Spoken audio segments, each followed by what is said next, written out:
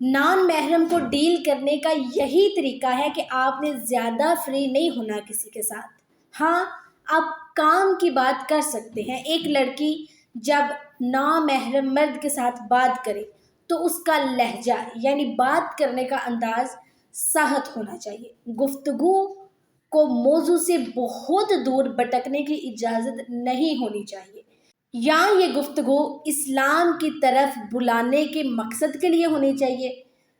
انہیں ذاتی معاملات کے بارے میں نہیں پوچھنا چاہیے۔